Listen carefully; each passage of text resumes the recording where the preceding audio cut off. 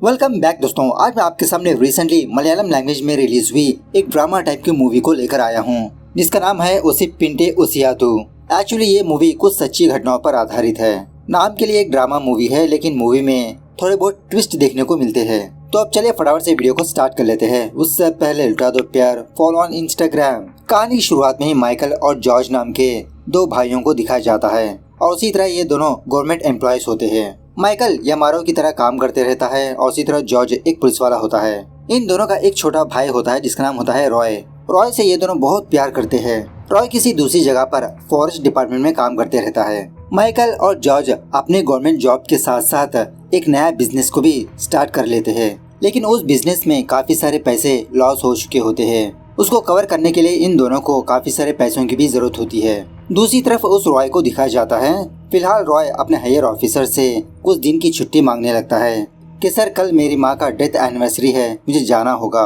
Actually जब रॉय छोटा बच्चा था उसी वक्त इसकी माँ की डेथ हो चुकी होती है। स्पेशली माइकल रॉय को अपने बेटे की तरह पाला होता है और उसके बाद दूसरे दिन घर के सारे लोग रॉय की माँ की डेथ एनिवर्सरी मनाने लगते हैं। माइकल के फादर का नाम होता है ओसिप और ओसिप ने अपनी जिंदगी में काफी सारे पैसों को जमा किया होता है, मतलब कुछ ज्यादा ही प्रॉपर्टी होती है इसकी। इतना बूढ़ा होने के बावजूद भी सारे बिजनेस यही संभालते रहता है। ये ओसिप बहुत ही कंजूस किस्म का बंदा होता है, ज्यादा पैसे खर्चा करता ही नहीं। खैर उसके बाद माइकल की बीवी माइकल से कहने लगती है कि आपको तो पैसों की सख्त जरूरत है ना, क्यों दर बदर भटक रहे हो, अपने फादर से पूछिए ना। माइकल कहने लगता है कि तुम मेरे पापा के बारे में नहीं जानती, 1 रुपया अपनी जेब से निकालने के लिए भी 1000 बार सोचते हैं। और इसी तरह हमारे दोनों भाइयों में से किसी की भी हिम्मत नहीं कि हम हमारे पापा के पास जाकर पैसे पूछे। दूसरी तरफ माइकल का मामा ओसिप के पास आकर कहने लगता है कि जीजाजी मेरी बहन तुम्हारे साथ 25 साल रही और मैंने भी तुमको काफी सारी बार मदद की। अब कुछ दिनों के बाद मेरी बेटी की शादी होने वाली है, मुझे कुछ पैसों की जरूरत है जीजाजी, अगर आप कुछ मदद कर दे तो अच्छा होगा। ओसिप कहने लगता है कि मैंने जितना भी कमाया अपने मेहनत से कमाया, और वैसे भी तुमको भी तो प्रॉपर्टी में हिस्सा मिला था ना, तुम उस प्रॉपर्टी को बचा नहीं पाए, मैं क्या करूं, मैं अपने पैसों में से फूटी कौड़ी तक तुम्हें नहीं दूंगा। इस तरह से डांट डपट कर वहाँ से भेज देता है। अब वहीं पर ओसिप का लॉयर होता है। ओसिप से कहने लगता है अरे सर वो तो आपका साला ही है ना, अपना है ना, थोड़ी मदद कर दीजिए, उसकी बेटी की शादी है। ओसिप कहने लगता है कि मैं ऐसे लोगों को पैसे नहीं देता जो पैसों की वैल्यू नहीं जानते। दूसरी तरफ जब माइकल किसी साइट के पास काम कर रहा होता है तो इसके पास 3 बंदे आते हैं। एक्चुअली इसमें से एक बंदा माइकल से परमिशन मांगने के लिए आता है कि किसी जगह से मिट्टी और पत्थर ले जाने की बात करते रहता है, वही कुछ कंस्ट्रक्शन वगैरह के लिए। माइकल कहने लगता है अरे यार मेरे हाथ में कुछ भी नहीं है, आप पहले कलेक्टर से मुलाकात करके उनसे परमिशन लीजिए। दूसरी तरफ रॉय अंजलि नाम की एक लड़की से प्यार करते रहता है। ये अंजलि और कोई नहीं, थोड़ी देर पहले एक ब्रोकर माइकल के पास आया था ना एक बंदे को लेकर, उसी ब्रोकर की बेटी होती है ये। कुछ दिनों के बाद इन दोनों की शादी भी होने वाली होती है। जब भी रॉय अपने घर वापस आता अपना ज्यादा टाइम अंजलि के साथ ही बिताते रहता है। उसी रात माइकल, जॉर्ज और इनके पार्टनर्स अपने बिजनेस के बारे में डिस्कस करने लगते हैं। माइकल और जॉर्ज किसी बंदे को एडवांस के तौर पर कुछ पैसे दिया होता है। कुछ दिनों के बाद उस बंदे को पूरे पैसे देना ही होगा, तभी इनकी डील खत्म होगी। अगर ये दोनों इन टाइम में उस बंदे को पूरे पैसे नहीं दिया तो हाथ से एडवांस जाएगा और उसी तरह बिजनेस भी। उसी तरह अगर इन दोनों की बिजनेस के बारे में इनकी डिपार्टमेंट वालों को पता लग जाएगी तो ये दोनों अपनी जॉब से हाथ धो बैठेंगे। दूसरे दिन कुछ गांव वाले किसी सड़क के पास धरना करने लगते हैं, क्योंकि एक बंदा कॉन्ट्रैक्टर लेकर इस गांव से मिट्टी और पत्थर खुदाई कर ले जा रहा होता है। ऐसा ना करे इसीलिए गांव के कुछ लोग धरना करने लगते हैं। इस धरने का मेन लीडर रॉय और उसका होने वाला ससुर भी होता है। जो लोग पत्थर वगैरह ले जा रहे होते हैं उनके पास परमिशन होती है। इसी झगड़े के दौरान जॉर्ज वहाँ से गुजरते हुए इनके पास आकर मामला पूछने लगता है। रॉय जब ऊंची आवाज उठाता है, जॉर्ज रॉय को एक छापड़ लगाकर पुलिस स्टेशन पर ले जाने लगता है। रास्ते के दरमियान में जॉर्ज को थोड़ा गिल्ट महसूस होने लगता है कि मैंने खामखा गुस्से में आकर अपने छोटे भाई पर हाथ उठाया। अंदर ही अंदर थोड़ा दुखी होने लगता है। उसके बाद रॉय अपनी माँ की कब्र के पास जाकर कुछ प्रेयर वगैरह करने लगता है। रॉय के साथ अंजलि भी आई होती है। जब भी रॉय वापस अपने घर पर आता है अंजलि भी अपने हॉस्टल से वापस अपने घर पर आती है। सो फिलहाल अंजलि वापस अपने हॉस्टल पर जाने लगती है शहर पर। रॉय अंजलि को उसके हॉस्टल के पास ड्रॉप करने के बाद उसी रात जब वापस अपने गांव पर आ रहा होता है तो उसी बस स्टॉप पर इसका मामा और उसकी बेटी नजर आती है। एक्चुअली इसकी मामा की बेटी भी हॉस्टल में रहती है। इसका मामा इस लड़की को ड्रॉप करने के लिए आया होता है। उसके बाद रॉय का मामा रॉय से कहने लगता है कि रॉय, मुझे 5 लाख की जरूरत है। तुम जानते हो ना, कुछ महीनों के बाद मेरी बेटी की शादी होने वाली है। क्या तुम 5 लाख रुपए एडजस्ट कर सकते हो? रॉय कहने लगता है कि अरे मामा जी, मेरे पास तो इतने पैसे नहीं है। अब मैं पापा से भी नहीं पूछ सकता, इतनी हिम्मत मेरे पास नहीं है। मैं मेरे दोस्तों से पूछकर देखता हूँ। दूसरी तरफ माइकल और जॉर्ज अपने कॉन्ट्रैक्ट्स के बारे में डिस्कस करते रहते हैं।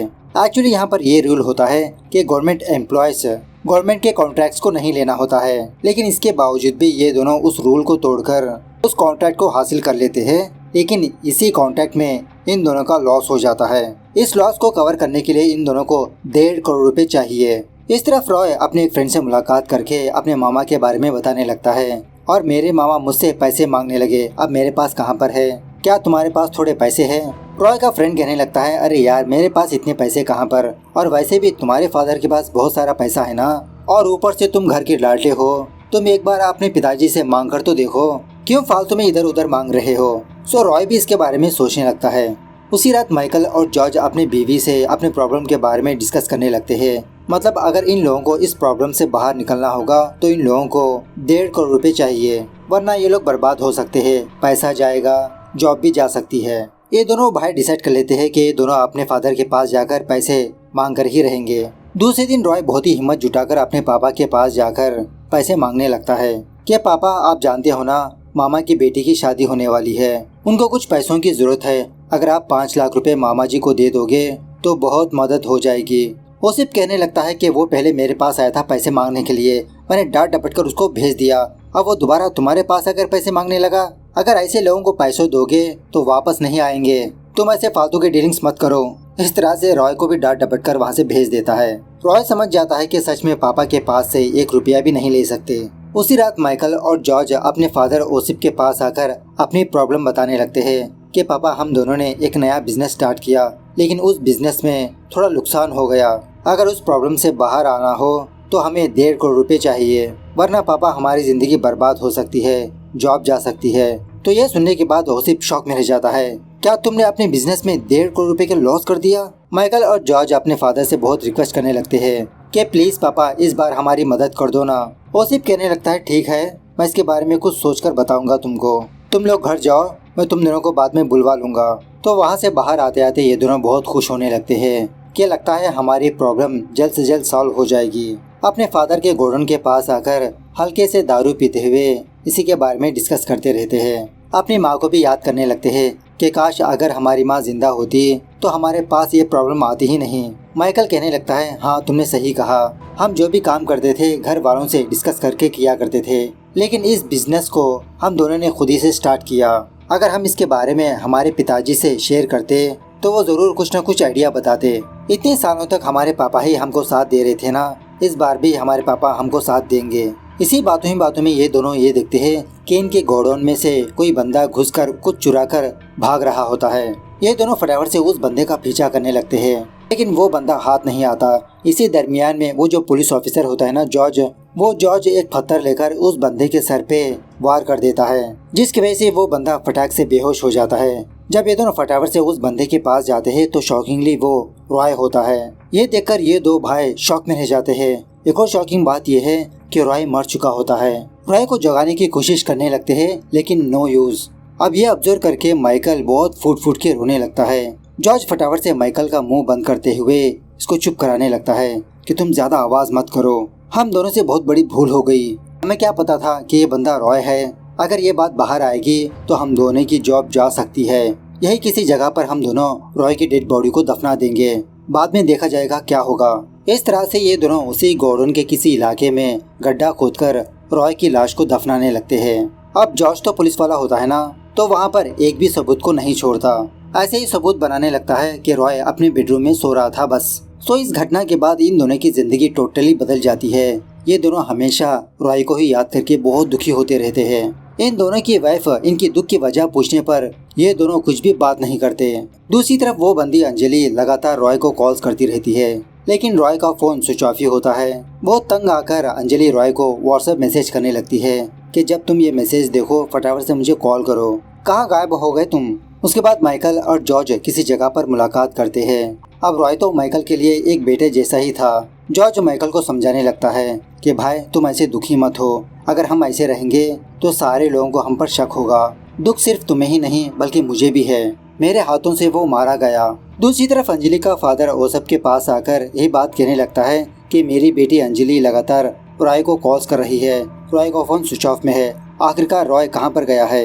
यह सुनने के बाद ओसफ भी शॉक में रह जाता है। क्या रॉय का फोन स्विच ऑफ है? ऐसे कैसे हो सकता है? ठीक है, मैं पता करता हूँ। इस तरफ जॉर्ज का मामा जॉर्ज के पास आकर रॉय के बारे में ही बात करने लगता है। क्या मैं रॉय से कुछ पैसे मांगा था मेरी बेटी की शादी के लिए, उसने अरेंज करने के लिए कहा, लेकिन अब रॉय का फोन स्विच ऑफ में है। जॉर्ज कहने लगता है कि मुझे भी रॉय नजर नहीं आया, पता नहीं कहाँ पर गया, लेकिन मामा जी आप फिक्र मत करिए, वो 5 लाख रुपए मैं आपको दे दूंगा।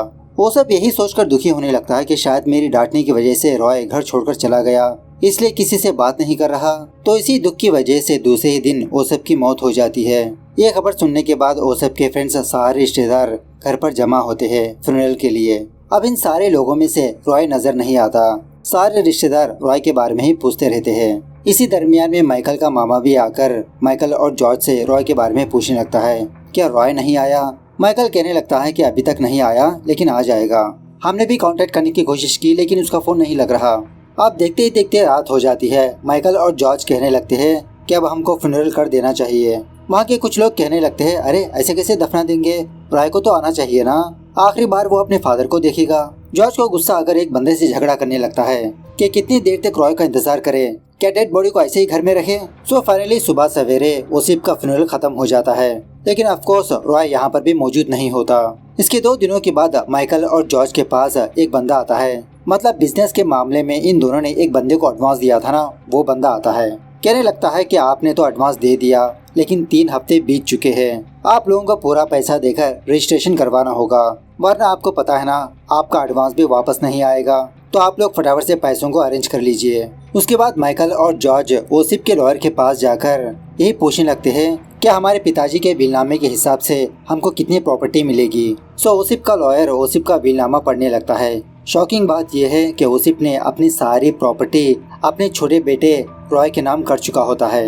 यह सुनने के बाद माइकल और जॉर्ज शॉक में रह जाते हैं और उसी तरह बहुत दुखी भी होने लगते हैं कि पापा के प्रॉपर्टी में से हमको कुछ भी नहीं मिलेगा। लॉयर कहने लगता है कि आप लोग फिक्र मत करिए, ये विलनामा 10 साल पुराना है। रिसेंटली आप लोगों ने अपने पिताजी से कुछ पैसे मांगा था ना, तो उस टाइम आपके पिताजी ने डिसाइड कर लिया था कि कुछ प्रॉपर्टी आपके नाम भी कर देंगे, लेकिन ये होने से पहले आपके पिताजी की डेथ हो गई। अगर आप प्रॉपर्टी में का हिस्सा चाहते हो तो रॉय को तो आना पड़ेगा। उसके बाद ये दोनों अपने मामा के पास जाकर उसी विलनामे के बारे में बताने लगते हैं। इनका मामा कहने लगता है, अरे जॉर्ज तुम तो एक पुलिस वाले हो ना, तुम ही अपने भाई के केस को डील करके अपने भाई को फाइंड आउट करो, तुम्हारा भाई भी मिलेगा, प्रॉपर्टी भी। सो दूसरे दिन से जॉर्ज उसी तरह से रॉय को ढूंढने का नाटक करने लगता है, मतलब अपने भाई की झूठी इन्वेस्टिगेशन करते रहता है। इसी झूठी इन्वेस्टिगेशन के दौरान जॉर्ज रॉय के फ्रेंड को पुलिस स्टेशन पर बुलाकर यही बात पूछने लगता है कि आखिरी बार तुमने रॉय से कब बात की। रॉय का फ्रेंड कहने लगता है कि एक्चुअली आपके मामा की बेटी की शादी के लिए रॉय 5 लाख रुपए एडजस्ट करने वाला था, मुझसे पूछा था, लेकिन मेरे पास कहाँ से। बाद में आपके पापा के पास जाकर पूछा, लेकिन उन्होंने भी मना कर दिया। सो 4 दिन पहले रॉय अपने ही फादर के गोडाउन से कुछ चीजें चुरा कर मुझे दिया बेचने के लिए, लेकिन जितने पैसे चाहिए था उतने पैसे नहीं आए, जिस वजह से रॉय दोबारा कुछ और चीजें लाने के लिए अपने गोडाउन में गया। उसके बाद वो वापस मेरे पास नहीं आया, उसने दोबारा मुझे कॉल भी नहीं किया। यह सुनने के बाद जॉर्ज शॉक में रह जाता है। उसके बाद जॉर्ज का हायर ऑफिसर जॉर्ज को अपने पास बुलाता है। एक्चुअली जॉर्ज का मामा ही जॉर्ज के खिलाफ कंप्लेंट दिया होता है कि जॉर्ज रॉय के केस को ढंग से डील नहीं कर रहा। जॉर्ज का हायर ऑफिसर यही कहने लगता है कि जॉर्ज तुम पर कंप्लेंट की गई है। हाँ मैं मानता हूँ कि तुम्हारी फैमिली में कुछ अनहोनी चीजें घटी है, तुम्हारे पिताजी दुनिया से चले जाना, रॉय मिसिंग हो जाना। तुम इस केस को छोड़ दो, मैं ये केस दूसरे पुलिस ऑफिसर को सौंपने वाला हूँ। इस तरह से इस केस से हटा देता है। उसके बाद रॉय के केस को धनिया नाम की एक लेडी पुलिस ऑफिसर डील करने लगती है। फर्स्ट ऑफ ऑल जॉर्ज से मुलाकात करके थोड़ा बहुत इन्फॉर्मेशन हासिल करती है। उसके बाद अपने तरीके से इन्वेस्टिगेशन स्टार्ट कर ही देती है, वही सारे फैमिली वालों से पूछताछ वगैरह करना। अब दूसरी तरफ माइकल चाहकर भी उस हादसे को भूल नहीं पा रहा होता। माइकल की बीवी माइकल से ही बात पूछने लगती है कि आखिरकार तुमको हो क्या गया है। फाइनली माइकल इस गम को बर्दाश्त ना करते हुए अपनी बीवी से सब कुछ सच बता देता है। माइकल की बीवी कहने लगती है, गलती तो तुम्हारे भाई ने की है ना, पुलिस वालों को सच बता दो, और वैसे भी सब कुछ अनजाने में हो गया ना। माइकल कहने लगता है कि सच बताकर मैं अपने भाई को जेल नहीं भेज सकता, मैं ऑलरेडी एक भाई को खो चुका हूँ। इसकी बीवी कहने लगती है, अगर तुम ऐसा नहीं करोगे तो तुम जेल जा सकते हो। अगर तुम जेल चले गए मेरा और मेरी बेटी का क्या होगा। इस तरह से इसके बारे में माइकल से बहुत बहस करने लगती है। अब फाइनली माइकल इसकी बीवी की बात ना मानने की वजह से इसकी बीवी अपनी बेटी को लेकर मायके चली जाती है। दूसरी तरफ वो पुलिस ऑफिसर धनिया जबरदस्त तरीके से इन्वेस्टिगेशन करने लगती है। हर जगह के सीसीटीवी फुटेज चेक करने लगती है, कॉल हिस्ट्री चेक करने लगती है। सारी चीजों को देखकर धनिया को एक बात समझ में आती है। अपने हायर ऑफिसर के पास जाकर कहने लगती है, सर मुझे लगता है रॉय के मिसिंग केस में उसके दोनों भाई का हाथ हो सकता है, क्योंकि जब रॉय मिस हुआ था रॉय को काफी सारे लोग कॉल्स करने लगे, लेकिन माइकल और जॉर्ज एक बार भी रॉय को कॉल नहीं किया, जिसका मतलब वो दोनों जरूर कुछ छुपा रहे हैं। दूसरी तरफ जॉर्ज माइकल के पास आकर ये कहने लगता है कि भैया हमें फटाफट से रॉय की डेड बॉडी को वहाँ से निकलकर किसी और जगह डाल देना होगा, ताकि पुलिस वालों को रॉय की डेड बॉडी मिले, तभी पुलिस वालों का शक हम पर नहीं आएगा। एक्चुअली मेरा प्लान ये है कि कुछ दिनों पहले रॉय कुछ गांव वालों के साथ मिलकर धरना किया था ना कि इस गांव के पत्थर नहीं ले जाना होगा, जहां पर वो खुदाई हो रही थी रॉय की डेड बॉडी को हम लोग वहां पर ले जाकर डाल देंगे, सारा शक उन पर ही आएगा। उसी तरह रॉय की डेड बॉडी मिलने की वजह से सारी प्रॉपर्टी हम दोनों के नाम हो जाएगी। ऑफिसर धनिया रॉय के कमरे में जाकर उसकी कमरे की तलाशी लेने लगती है कुछ सबूत हासिल करने के लिए। इसी दरमियान में धनिया को माइकल के स्मार्ट वॉच के बारे में याद आता है। दूसरे दिन धनिया एक टेक्नीशियन के जरिए से माइकल के वॉच को हैक करवाने लगती है कुछ डेटा हासिल करने के लिए। पता चलता है कि जिस दिन रॉय मिस हुआ था उस रात माइकल का दिल कुछ ज्यादा ही धड़कने लगा था। धनिया इसी के बारे में सोचने लगती है कि उस रात माइकल का दिल इतना क्यों धड़का होगा, क्या वो भाग रहा था या तो फिर कोई चीज को देखकर डर रहा था। इस तरह से माइकल और जॉर्ज पर शक कुछ ज्यादा ही बढ़ जाता है। सो दूसरे दिन धनिया उस माइकल के पास जाकर रॉय के बारे में कुछ सवालात पूछने लगती है। अब माइकल रॉय की बचपन की फोटो देखकर बहुत इमोशनल होने लगता है। अब इस बोझ को ना सहते हुए ऑफिसर धनिया को सब कुछ सच बताने लगता है। मतलब ऐसा बताने लगता है कि उस रात मैं ही चोर समझकर गलती से रॉय के ऊपर पत्थर फेंका, जिसकी वजह से रॉय मर गया।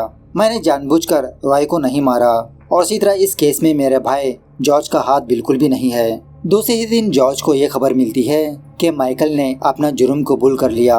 उस गोडाउन के पास जाकर रॉय की डेड बॉडी को बाहर निकालने लगते हैं। ये देखकर माइकल और जॉर्ज इशारों से ही बात करने लगते हैं कि भैया तुम सारा इल्जाम अपने सर पर क्यों ले लिया।